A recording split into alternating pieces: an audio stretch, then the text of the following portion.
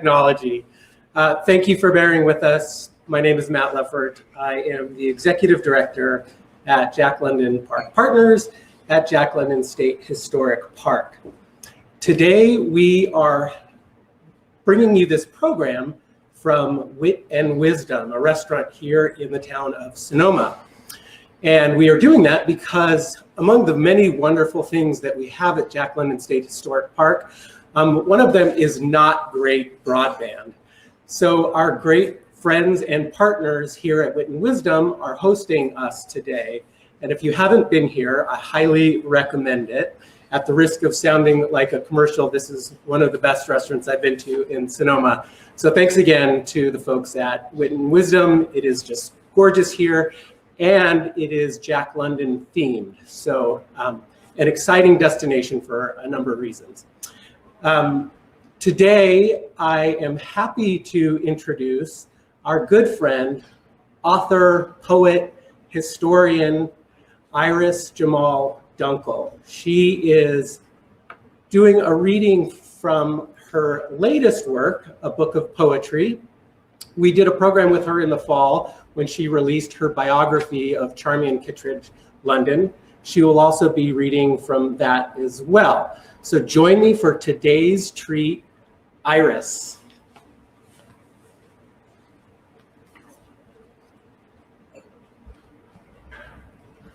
Thank you so much, Matt. It's such a pleasure to be here today. Cheers to Wit and Wisdom.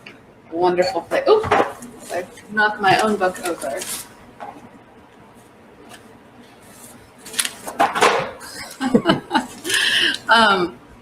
It's really a pleasure to be here today to release my poetry collection, Westfire Archive.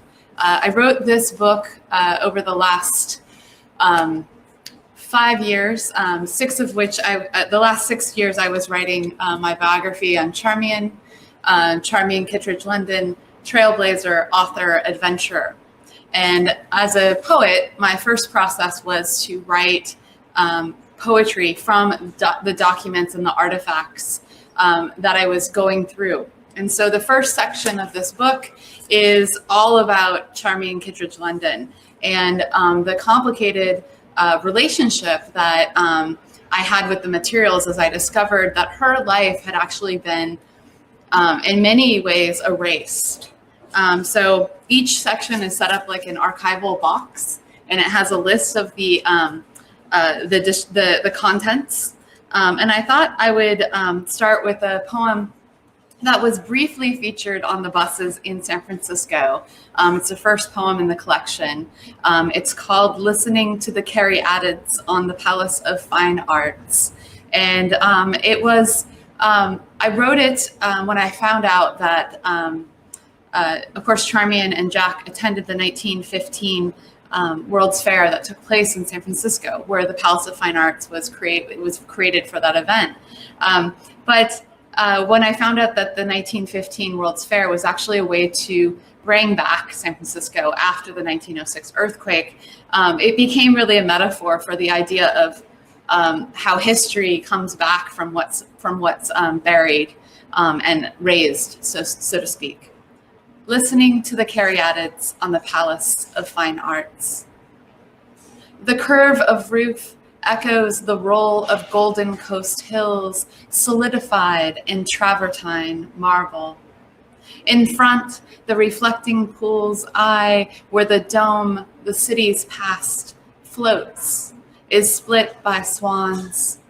Once a city built from redwood plank and gold dust until earth shook it down to mud and ash. In 1915, 11 plaster palaces bloomed from the ruined marina. For 9 months, San Francisco grew fat again with visitors and fame. The exhibition ends, palaces raised, only this mute Roman structure remains, crowned and weeping stone maidens who whisper back to us in sea wind, bird song.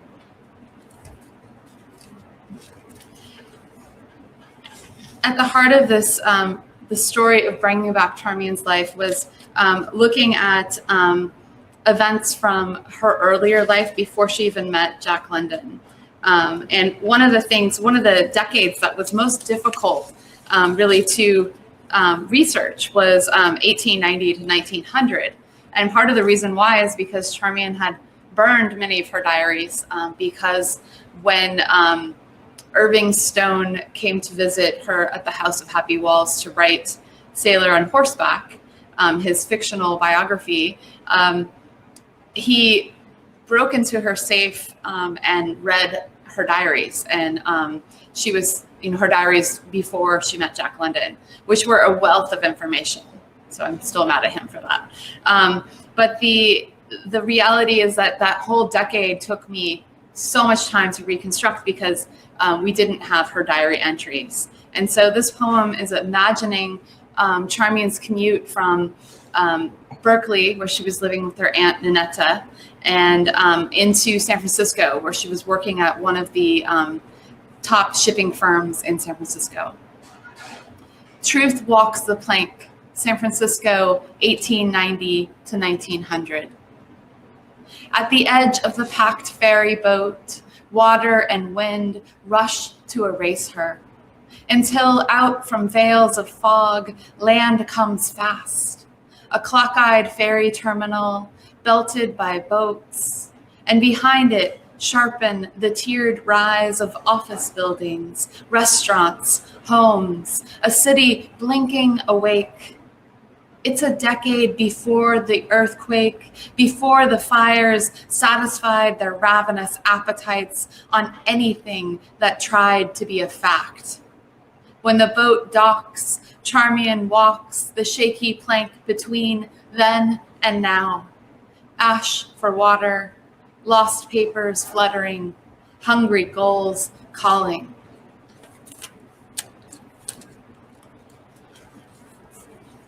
The next poem I want to read is about one of the most amazing adventures that Jack and Charmian took in their lives together, and that's their snark journey around the South Pacific. I spent a lot of time researching that time period in their lives, and really Charmian was right there pushing Jack towards the adventure that they went on. So this poem comes from all of the information that I found out, like things like the fact that Charmian was also surfing with Jack the day that he, learned how to ride a 75-pound surfboard in Waikiki, but it wasn't recorded that Charmian was doing that as well. And just her touching response to being in Molokai and getting to know the people who were afflicted with leprosy and how they thrived, and really she started to feel when she was living amongst them that she was the abnormal one because she wasn't, marred by the disease. They were so free in their own bodies. And so the true story of the snark started to emerge for me through the process of her archives, her letters back to her aunt Ninetta, her diaries, and then also Log of the Snark, which was her book about the event. Make them float in your mouth aboard the Snark, 1906 to 07.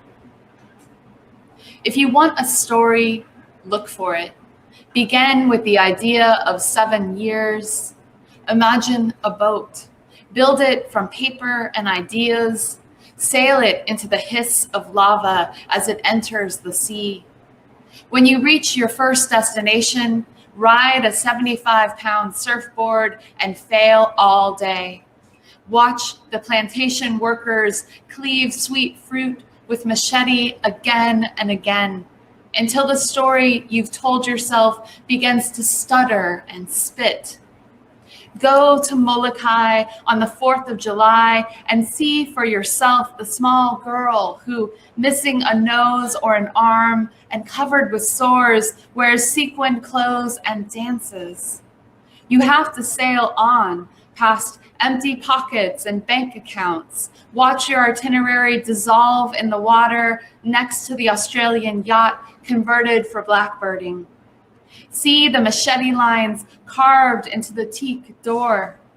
You have to lose all of your water and then be blessed with a storm.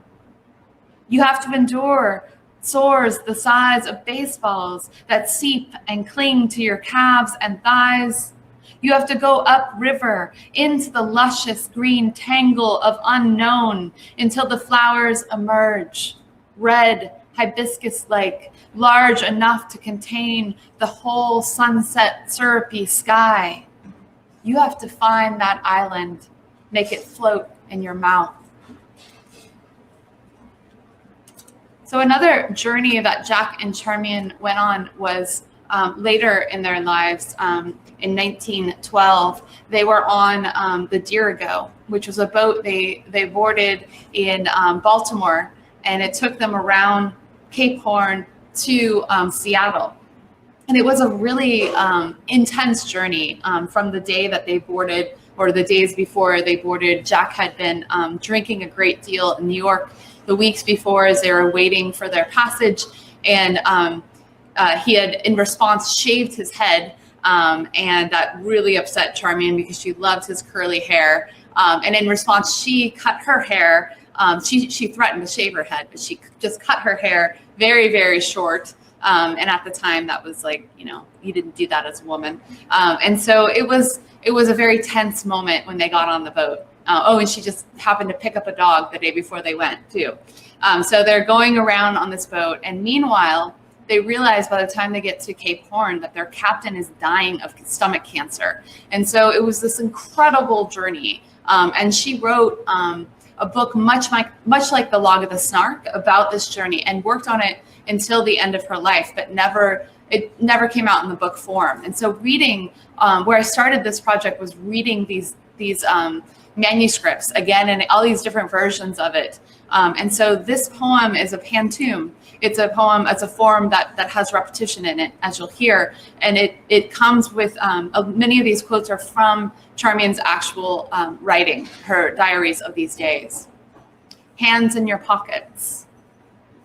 History sings in our faces, a tiny little nightmare, under moderate but baffling winds before squalls and rain. You get your first deep sea color now. History keeps singing in our faces. Indigo, milky, frothed waves tossed in moderate but baffling winds. Your first deep sea color, what you call caramel blue, under the white froth of rocking waves, sailing through a circular storm. Do not feel equal yet. Even on the waves as smooth as caramel blue, work itches at your fingertips like a circular storm. Wretched night of hive of mind, do not feel equal yet. Stand with your hands in your pockets, work itching your fingertips. Even when we are all going to the bottom, that wretched night, mind like rain, like a Russian song, catching in the pocket of the throat. At the bottom, a tiny nightmare, like a man falling from the rig, like a dog safely tethered to the deck by a string, before the squalls and rain weave into needlework more than a thread of truth. Because history will sing into our faces like a tiny little nightmare until our machinery of life resumes. And I thought I would read you one more poem from the Charmian section. This is a poem that I'm quite thrilled will be featured on Poetry Poem a Day at poetry.org this coming week. I don't know what day exactly. I think it's the 8th, but we'll see. But I thought I would read it to you here because it's about the House of Happy Walls, which many of you may not know was recently completely redone. And so in order to redo the museum, the House of Happy Walls was Charmian's home. And in order to redo the museum, they had to take everything out.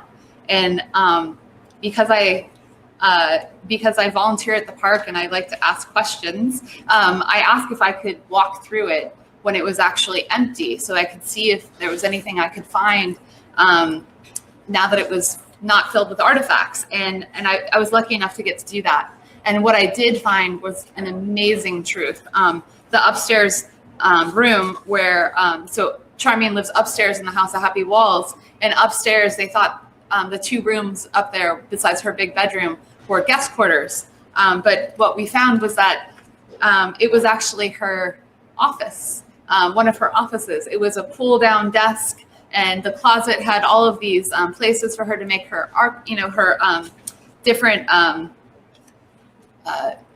memory books, her photo books of her travels around the world. And also it kind of showed that she was a working writer and a working archivist of her husband's life.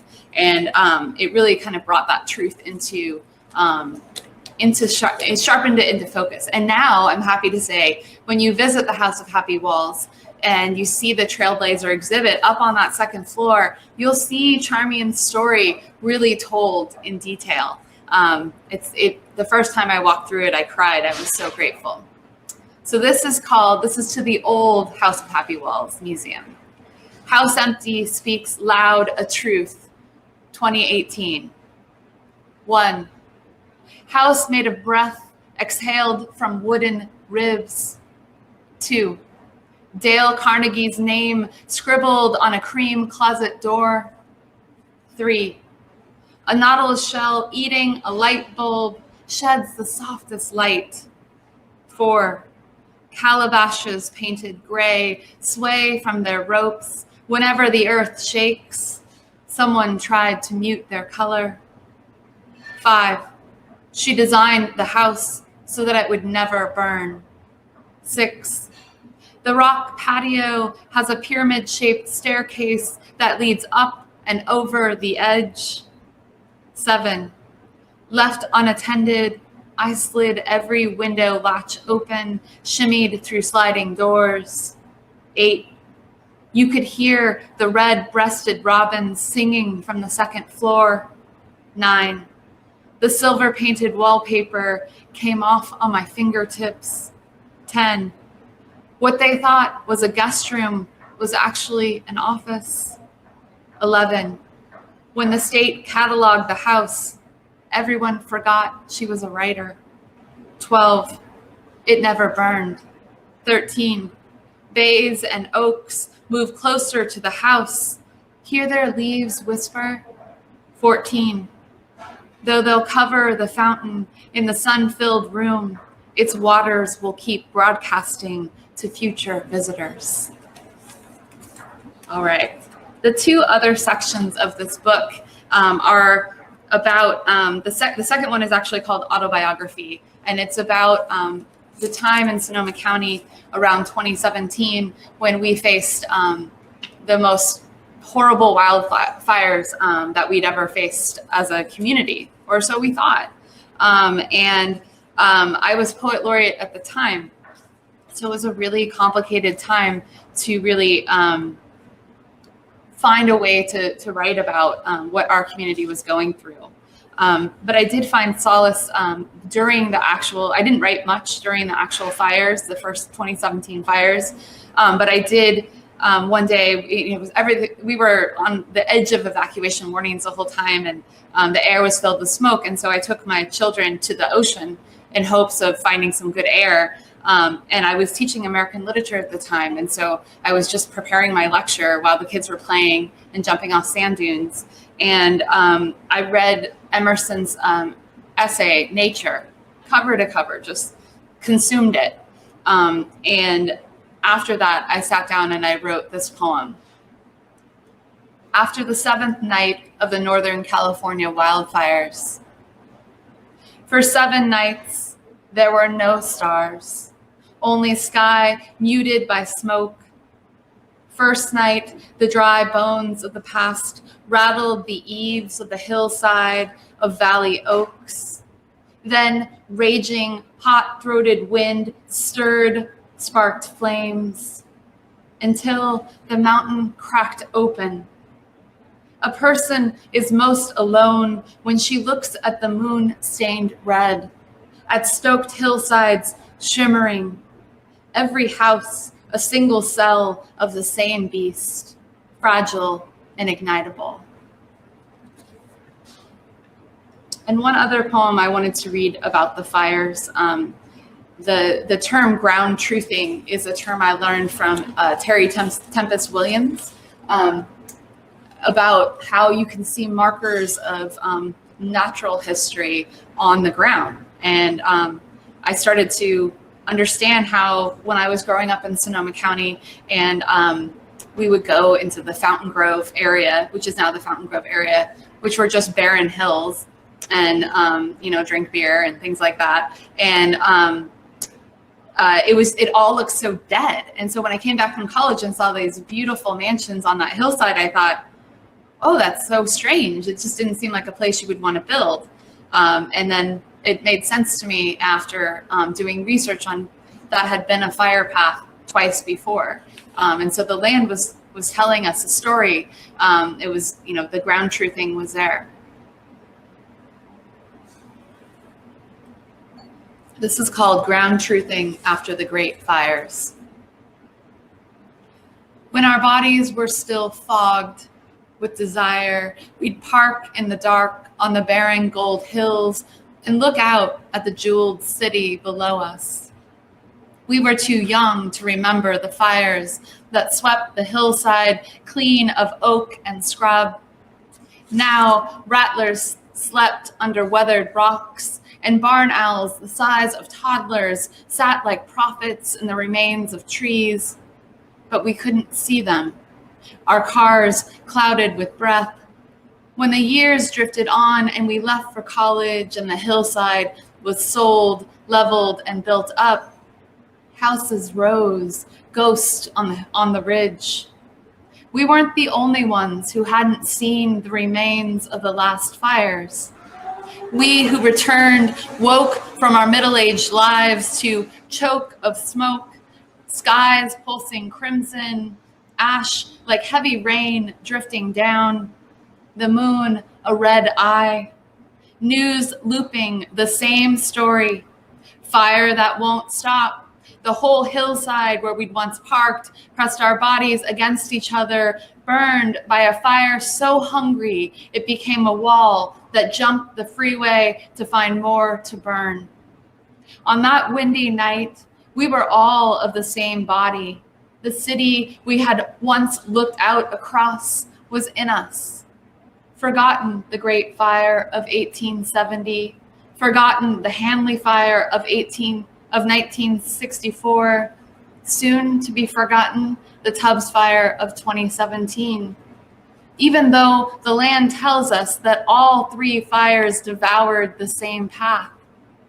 Now, when young red-tailed hawks scream across the air above our homes, when the barn owls roost on the eaves of trees and the crows shuffle in the oaks, we know it is warning. Fire will pour its velvet tongue across your valley again and again, even if you don't remember it. So I thought I'd read two more poems and then read a short little excerpt from my biography. These poems are from the last section of the book. It's called Recorded History. And this is the part of the book where after my biography, my autobiography basically was interrupted by the fires and interrupted by my mother dying of ovarian cancer. While I was doing this project, researching this biography, I started to question my own idea of my Western identity and kind of the androcentric story I'd been told about the West, like what it meant, this manifest destiny, this idea of really taking everything we can from the land and from the people who were living on the land for our own gain, which has now come back to haunt us. It begins with a quotation from Henry Steele Commager. Americans believed about the West not so much what was true, but what they thought ought to be true. So the first poem I wanted to read is called The History of the Indian Wars as Seen from the 1980s. So this poem was written after I saw the Revenant, the movie about, that was very accurate about what it was like to live in the at the time of the 1800s, the early 1800s, trying to settle the land. And it really struck me of how it really felt real. Like it gave actual voices to the Native people, and it really felt like a true representation, even though it was a Hollywood film. And then a week later, I'm sitting on my couch grading papers, and Dances with Wolves comes on the TV, and I watched it, and I was like, oh my God, that's what we believed. You know, that was the story we were told. And so that's this poem came from it, and it's called History of the Indian Wars as Seen from the 1980s. Have you seen the one where the handsome white man, shiny brass buttons, blue wool coat with no holes, comes to the prairie and tames a wild wolf, a girl gone feral? The sun is always shining, skies pressed down blue. How his white teeth glint as he turns the arm of the coffee grinder for his new native acquaintances. Not the face-painted, weapon-yielding Pawnee, a gentler tribe who have put aside his mission, the white pickled egg of a lie he has swallowed as to why he is there, to befriend him. If you listen closely, you can feel the sound of 10,000 wagons rolling toward them. Over that knoll where the camera never pans, 8 skinned buffalo rot in the hot sun. Under a 5-month beard, the truth quivers. And I'm going to end with a poem about history itself, about the idea of erasure, especially for women, which is really at the heart of my collection and also my biography about Charmian. And it's called What We Left Behind Was Corporeal. And the only thing you need to know is that Sulpicia was a Roman poet. Sometimes history is built from thousands of teeth left in the walls by previous inhabitants. Sometimes it is written over in bone. Palaephatus argued that the ancient women warriors known as Amazons were likely just men in drag. Because how could an army of women found cities and defeat even greater armies entirely composed of men? Luckily, his theory didn't take. Young girls can still dream of muscled, sword-wielding sisters. But he is not alone rewriting what past we see from here. Oftentimes, truth is tucked into walls like those teeth, hidden in plain sight. Take Sulpicia, Roman woman whose poems were neatly written into Tibulus's book because she couldn't publish under Roman law. All but forgotten until some scholar found her hidden poems. And even then, she was dismissed. Reader, it's our job to look, find secret passages between then and now. Insist that there were more voices than the ones who got to write the story down. History is a body we breathe life into. So I'm just going to close with a very brief reading from Charmian London, Trailblazer, Author, Adventurer. And I hope that you're thinking of some great questions to ask me so that I can answer them in just a second. I'm just going to read the part of the preface because I think it gives you an intro into why I began this project and why this is such an important story for me to tell. Charmian Kittredge London married the best-selling American author Jack London on a cold Chicago night, November 19th, 1905, and immediately stepped into the critical public eye. For the rest of Jack and Charmian's lives, until Jack's untimely death at the age of 40, reporters followed their every move. Charmian and Jack would travel the world, exploring and writing together. But although the world remembers Jack London and his exploits, few people know or understand the woman who was by his side, often driving him toward these adventures. During her lifetime, Charmian was a celebrity and an author in her own right. What happened to change the way that we remember her? I first discovered Jack and Charmian when I was in the 6th grade on a field trip at Jack London State Historic Park in Glen Ellen, California. It was the first time that I encountered a real writer, one whose life I could see and touch through artifacts. And in some ways, that encounter gave me license to become a writer myself. It was, of course, Jack London that I fell in love with, his mind like a jar full of bees, the perfect lines of his muscled body. But what I didn't realize at the time was that on that day, I had also encountered another writer, one who few people knew much about, who would haunt me until I could tell her full story, recreated from the artifacts of her life. In later years, after studying literature and becoming a professor and a writer, I returned to the park as a volunteer, running a book discussion group with another Jack London scholar. One of the books we chose to read and discuss was The Book of Jack London, the biography Charmian wrote about her husband shortly after his death.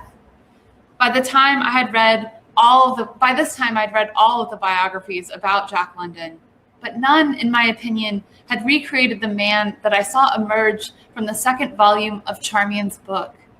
Sitting under the oaks at the park, I realized that Charmian was quite different from who I thought she was. She wasn't the stereotype I'd come to know her as, the airhead, bossy, needy wife. She was an ambitious and adventurous woman who did not fit into the gender norms that regulated the time when she lived. So thank you very much. And I look forward to answering your questions. Thank you so much, Iris. This is one of the coolest things that I have done in a while. So thank you for that.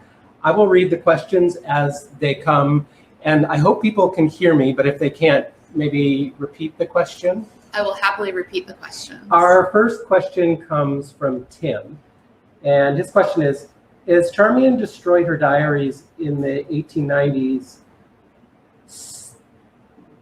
As Charmian destroyed her diaries in the 1890s, what sources did you use to fill the gaps? Sorry. That's a great question. Yeah. I did a lot of research in her letters. She led a pretty documented life. So looking into public records, looking into her correspondence with other people, looking into the correspondence of people around her. She was a big part of the Overland crowd, and also the Overland Monthly crowd. And so there was a lot of famous people she was interacting with. And so I found her story triangulating with theirs. But it was a lot of digging. Yeah. Thanks, Iris. This next one is a really great question from Nicole. And it's her comment is, I love the notion of biographies of biographers. Who would you want to write your biography? That's a difficult question. I think I would like a poet to write my biography. I think any poet that, if I could choose, I don't know. There's a lot of great poets out there, but I think having that ability to understand, I think seeing things imagistically, I think that gives you a different way to tell the story of a life. But it seems really outrageous to think that someone would write my biography. So we'll take a few more questions, but I'd like to ask you a question. Now that the museum is back open, and just today the cottage is actually now open. Such great news. So in all the new spaces, you talked about walking around the museum when it was empty of artifacts. After the renovation, when you began to experience the new space, is there a favorite part of the museum now that you like to go back to again and again? Yes.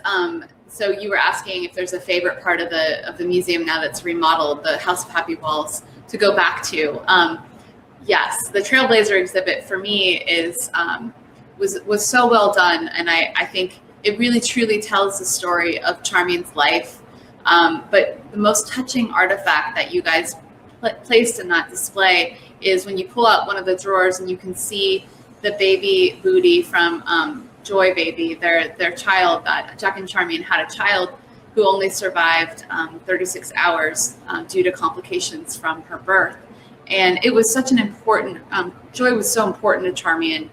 She marked her birthday, how old she would be, in every single diary until she stopped keeping a diary well into her 70s. And so to see that baby booty represented in the exhibit, to have Joy's story actually a part of Charmian's, really meant a great deal. It really, I love looking at that booty, and it's why I think it's really important when you tell us, like when you read about, every biographer who writes about Jack London has brought up the story of Joy, but it's really a small little piece. And if you read about it through Charmian's diaries, it's heart-wrenching. It's and anyone who's had a child or been through a similar process, it's such an important part of who Charmian was as a person. And so to see that as part of the exhibit, it gave me, it made me feel like you were seeing her as a whole person. That's great. So, and I do think everyone should go to the park now and support Jack London State Historic Park, and go into these exhibits. It's an amazing way to experience. Not only do you have amazing hikes, right? You can hike to the top of Sonoma Mountain, but you also have these museum exhibits that really have been carefully created to tell the stories of these people's lives. Thank you. And thank you for taking that prompt to encourage people to come to the park. And I'll take this as an opportunity just to say that after having read your biography of Charmian, I would encourage others to read it and then go back to the museum, and you'll have a whole new experience of these different parts of the building and these exhibitions, and take in a whole new depth of meaning, and not just inside the walls of the House of Happy Walls, but outside too. And so thank you for that. And I think it's one of the reasons why you are so important to what we're trying to do at the museum. So again, thank you for that. I will read now a comment and a question from Laura. And she says, themes in both London's work address issues of abuse and personal relationships, which are often metaphorized in struggles against land. Was their relationship a buffer for each of them? That's a good question. Jack and Charmian were very much in love. They called each other mate, because they saw in each other really independent spirits, who, they were both like-minded in that way. But Jack London was a very intense personality. I mean, to produce the number of books he produced in his short life, to have, it pursued so many topics and ideas, he had to be an intense personality. Charmian was also an intense personality, and I think at times they definitely clashed, especially as Charmian started to exert her independence again. She was very independent before she met Jack, and then after they went on the Snark journey and she wrote her first book, she realized, I really want to be a writer. I'm not gonna put this aside for to help Jack with his editing, to help him write some of his books. I'm actually going to work on my work. And at that time, Jack London was getting quite ill, and slowly dying. And so they did begin to clash in that way. But they loved each other until the day he died, for sure. Great. Thank you, Iris. This next one is both a compliment and a question from Martha. She asks, how have you so seamlessly integrated the diverse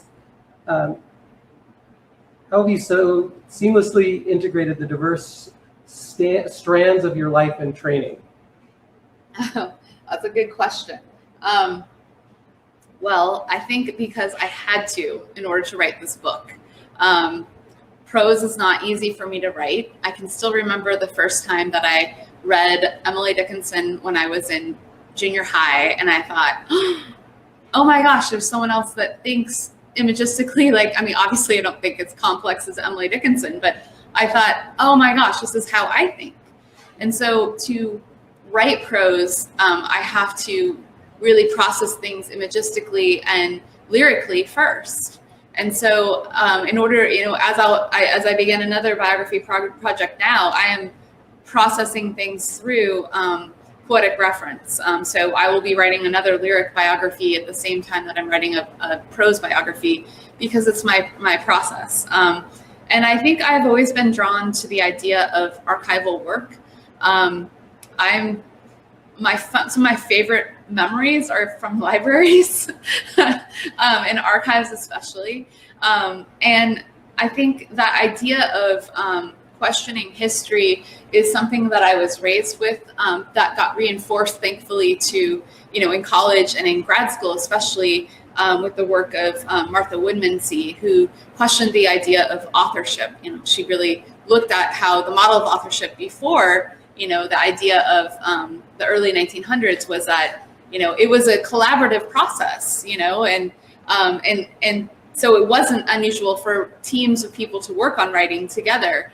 But then we had this idea of an individual genius that emerged, and that left a lot of people out of the picture. It just erased many of the people who actually were doing the hard work. And so it was just natural for me to see that thread of the erasure and to really want to explore it. And that erasure is not just with people. If you see in the book, it's also the erasure of our connection with our natural environment. And so as we don't see the ground truthing, we don't see the actual story, that's an erasure as well. And so I think we all need to learn to see more in order to understand our history and our environment. That's wonderful. Thanks, Iris. So this is our last question. It comes from Paige. And she asks, what are you going to write about next? And why did you choose that topic or person? Great. That's a wonderful question. I have started working on the biography of Sonora Babb, who was a Western writer, really interesting woman. She was born in Oklahoma on the when it was still a territory, and lived in a dugout in eastern Colorado before she moved to Los Angeles to become a writer. And for a time, she worked at the Weed Patch farm security camp, and she was writing her own first novel called Whose Names Are Unknown. And she was really good with the people that were living there because she understood their story, and she was really interested in telling a not a single thread kind of narrative, like a narrative that had people of color who were in roles of power, the multi-ethnic people in the fields who were working, women with power, right? Like it was what the real West really was. It's a stunning book, but at the time she was. Her boss, Tom Collins, loved her work, and a writer came to visit them. He was working on his own book about the Dust Bowl named John Steinbeck, and she gave her notes to him to borrow happily. He used some of them, but what the real thing that happened was she had a contract with Random House, and she was being flown to New York that summer to finish her novel and to put the book out. And she flew back out there, but she was halfway through writing the book, finishing the book, and her publishers took her in to their office and said, "I'm so sorry, we have to cancel your book contract because there's this great, this book is a bestseller, The Grapes of Wrath, and because John Steinbeck's book was so successful, they thought, well, we can't have another book about the Dust Bowl."